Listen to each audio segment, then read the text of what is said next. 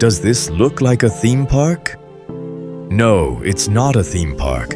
20 miles from downtown Miami, there's a place called Alibaba Circle. 90% of people don't even know about Alibaba Circle. It was supposed to be one of the most ambitious cities ever built in American history. Right here in South Florida, the developers sold 874 homes in one day. 874. In one day.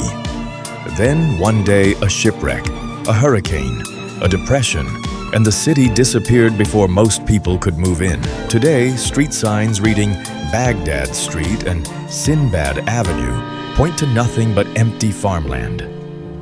This is Florida's Aladdin City, an Arabian ghost town hidden in plain sight 20 minutes from Miami.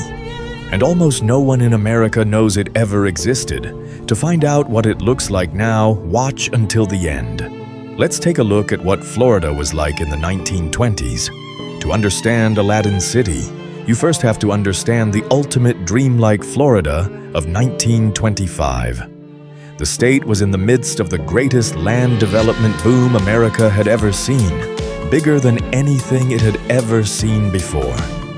Speculators from New York, Chicago, and Ohio were sending money south faster than developers could cash their checks. And new cities were springing up from the swamps, the coast, and the orange groves at an incredible rate. Coral Gables was being built. Miami Beach was being built from mangrove forests. It seemed like overnight fortunes were being made. Those who had money and those who didn't were convinced that Florida was the future of American life.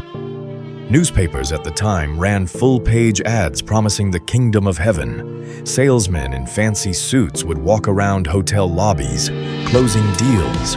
You could buy a plot of land in the morning, sell it for double the price by afternoon, and celebrate on the beach at sunset. Just think, it was absurd. It was reckless.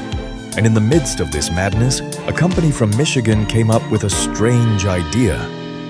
Let's see what that idea was. The arrival of the Aladdin Company. The Aladdin Company of Bay City, Michigan, was not a Florida developer. They built mail-order kit homes. You chose a house from a catalog, just like you ordered furniture, and they shipped each piece to your lot by train. They were competing directly with Sears. Yes, that department store, which was selling kit homes at the time. But the Sovereign brothers, who ran Aladdin, had an idea that was much bigger than just selling kit homes in Florida. At that time, they wanted to build a completely themed city from scratch on a vast piece of farmland in South Florida. It wasn't just any theme. They chose the theme of Arabian Nights, inspired by the story of Aladdin and the magic lamp. Their flyer read, "Persian style has been selected for the motif of Aladdin City." Each building would feature Moorish arches, domed roofs, and intricate carvings inspired by North Africa. The streets would be named after fairy tales like Alibaba Circle, Baghdad Street, Sinbad Avenue, and Sultan Road. They planned for 10,000 residents, a full-fledged city. That was more populated than many small towns in Florida at the time. It was adventurous. It was dramatic. In 1925, Florida somehow it made perfect sense to everyone involved. Now, let's see the greatest sales festival in Florida history. Exactly 100 years ago today, on January 14th, 1926, the Sovereign brothers organized one of the greatest real estate shows of all time. Just to prove that it could be done, they flew in all the building materials from Fort Lauderdale. Then, in front of hundreds of spectators, they built an entire house from foundation to roof in one day. From sunrise to sunset, carpenters, electricians, plumbers, and cement workers thronged the construction site. By nightfall, the house was finished, complete with electrical wiring, water pipes, sidewalks, and landscaping. Everything was like a dream. The local newspaper called it a miracle. The crowd went wild after seeing this firsthand. The next day was a surprise. The next morning, they opened the sales office, and that same day, 874 house plots were sold. It was no surprise, given the interest of the people, that was what was to be expected. Buyers lined up for plots on Alibaba Circle, Baghdad Street, and Sinbad Avenue with cash and checks in hand. The Sovereign Brothers presented their idea in front of all of Florida in an unimaginable drama. Now let's see how the first crack began. But trouble was brewing, and it was coming from all directions. In January 1926, the month Aladdin City opened, a ship called the Prince Valdemar sank in the port of Miami. It sank in a narrow channel and closed the entire port for weeks during the peak construction season. Construction materials that were supposed to reach Aladdin City by sea were stuck on ships that couldn't get into the port. The railroads were also in bad shape. A government ban on all non-essential freight had been imposed in Florida. Construction materials were piling up on railroad cars across the country, unable to reach any construction sites in Florida. The Aladdin Company had sold nearly 900 homes, but it couldn't get the equipment to build them into the state. Buyers were waiting, investors were calling, and the Sovereign Brothers were speechless. They took out full-page ads in local newspapers, promising that the delay was temporary and that construction would begin soon. But behind the confident advertising, the Florida real estate boom, the driving force behind everything, was already dying. Now comes the natural disaster and the decline. In September 1926, a massive hurricane hit Miami and swept mercilessly across South Florida. It was one of the deadliest storms in Florida's history, killing hundreds of people and destroying thousands of properties. The hurricane did more than just physical damage. It shattered the psychological illusion of Florida's booming land business. Almost overnight, the dream of Florida as a surefire paradise was shattered by the harsh reality of risk. Investors from the north who had been pouring money into Florida stopped doing so. Then they began withdrawing their money. Land values, which had been doubling every 3 months, began to decline, and then continued to decline month after month. The time was critical, as most of the 10,000 people's dreams had just begun. Then came the Great Depression of 1929, and all remaining hope for the project was dashed. By December 1930, the Aladdin City Sales Company was so desperate that they organized a nationwide raffle for homes. The winners received a house and 10 plots, along with round-trip train tickets to visit a barely existing city. By 1934, the designed plots had been quietly converted back into farmland. By 1936, the sales company had closed. And just like that, the Arabian town in Florida, which had been sold to nearly 900 buyers, ceased to exist. Now, let's see what happened to the buyers.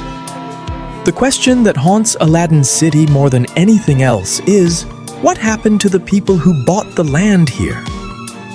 874 families and investors paid real money for the plots in Alibaba Circle. They did everything right. They showed up on opening day, paid their deposit, signed the contract. The sales brochure promised that Aladdin would build their house, help finance it, and secure their future. But instead, they got nothing. Not a house, not a refund, not even a piece of town, just a deed to a piece of Florida farmland. Some of them were ordinary working Americans who had worked hard to save up their savings to share in the Florida dream. Others were speculators who planned to sell their plots quickly, and now had nothing of value to sell. The legal tangle dragged on for years as Aladdin tried to reorganize the company and then suddenly disappeared. It was one of the largest pre-sale real estate failures in American history, and almost no one knows about it. Their names are still in the Miami-Dade County Courthouse's original deed records, waiting to be found. What survived?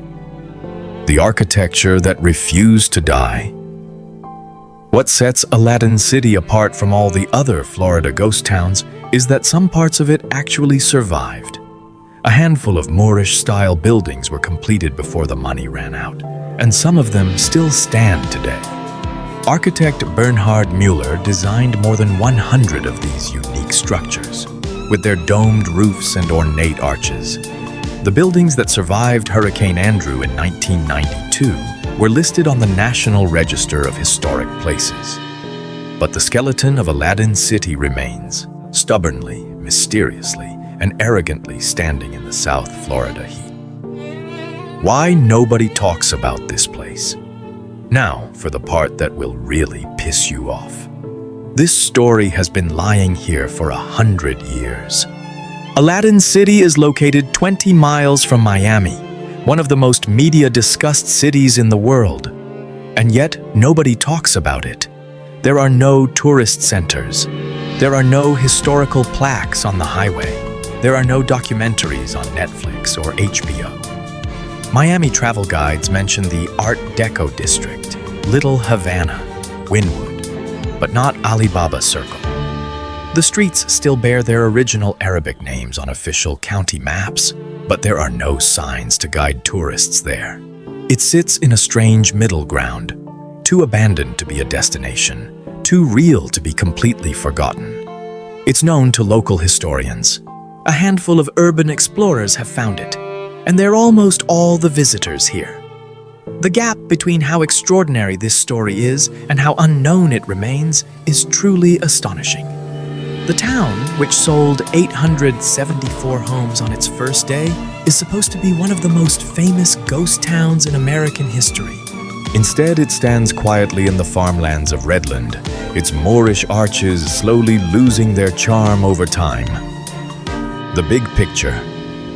Florida's abandoned dreamscape. Aladdin City was no exception to its failure.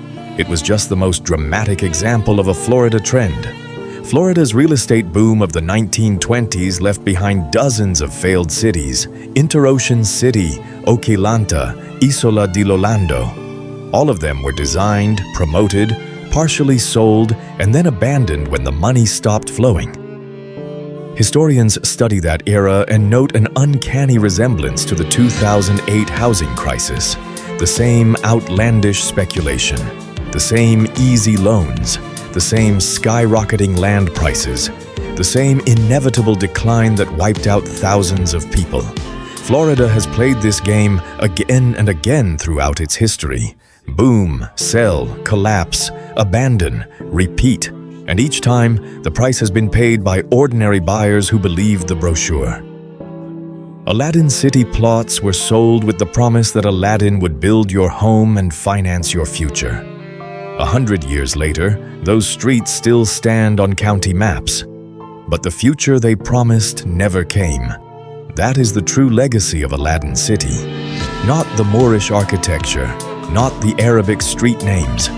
The true legacy is the reminder that paradise in Florida has always been for sale, and its price is often everything. Somewhere right now, 20 miles from the neon lights and hustle and bustle of Miami, Alibaba Circle still exists on a map. If you drive there, you'll see farmland, quiet streets, and the occasional arch or wall ruin. You won't find 10,000 residents. You won't find the domed roofs of a great American city. What you will find is a county road sign that says Aladdin Boulevard, pointing to nothing. And if you stand there long enough in this South Florida heat, you'll begin to realize something important. The magic lamp was always a publicity stunt. The genie was always a salesman. And that wish never came true. Aladdin City didn't fail because of bad luck. It failed because the dream was sold out before the city became a reality. And that story, the same story, is still happening in Florida and across America, right now, today. The names have changed. The street signs are different. But Alibaba Circle is everywhere if you know how to look. If you have made it this far, you have learned something that almost no one in America knows. And you should feel good about that. Leave a comment. What abandoned location should be explored next after the documentary room? Let us know below. If this story has evoked a different feeling in you, share it with someone who thinks Miami is just about ocean views and luxury condos. Subscribe to the documentary room, because the stories that no one tells are always the most significant.